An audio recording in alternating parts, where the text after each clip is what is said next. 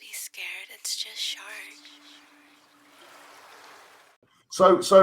Same question then to you, Anthony. If you can Yeah. answer, like, how? Tell us about your kind of journey into creativity, art, and kind of elaborate how you kind of fell into that path.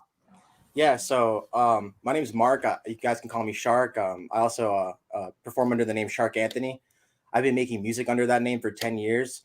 I found some regional success in the Southeast United States, playing a variety of clubs, parties, festivals, IRL events, opening for artists that come through to town as like the local opening support. If you guys are familiar with that type of concept, I've kind of been that guy in the Southeast United States for about 10 years. I ended up going back to school about 4 years ago. I ended up going to Savannah College of Art and Design, where I studied a degree in sound design and music production, just to really double down on my love for my art and what I do within sound.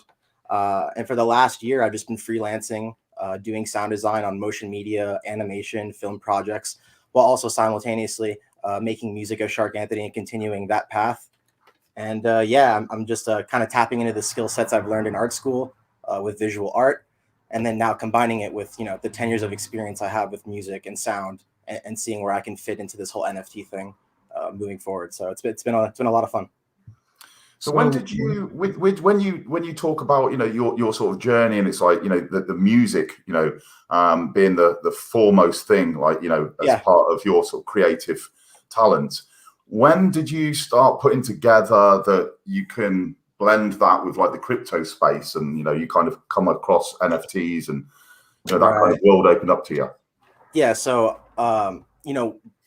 in Web 2 as an artist, when you have a song or a new project, you develop what's called a treatment or a rollout, which is kind of like promotional content that leads up to the release of the song, just to get people hyped on the new song, to get them to go pre-save the pre-order, maybe pre-buy it, whatever the case may be. And a lot of that for me entailed creating little tokenized glitchy videos with a snippet of the song to kind of tease the song coming out, that you would be getting in like 4 weeks to a few months. And as I started to learn more about NFT, I was like, holy crap, I've always been making NFTs, these little tokenized sound, items, but I was just using them in Web 2 to like promote my song. I wasn't really thinking of, minting them and selling them as collectibles to my audience. So yeah, I think like that was the main thing that really connected the dots for me. And then, hearing about it, I think February 2021, I started to really like hear about it. I would hear Beeple. I've been following Beeple for 10 years. It's funny that over the course of those 10 years, Beeple had been putting out these free virtual, these visual jockey loop packs, these like free visual loops that he would put out. And he would say, hey, go ahead and play these on tour. Like if you're playing at a club, project my trippy visual in the background of you playing live. And this is the same Beeple that is now an iconic figure in the NFT space. So I think in February 2021, I saw him tweeting about it, being like, hey, what is this NFT thing?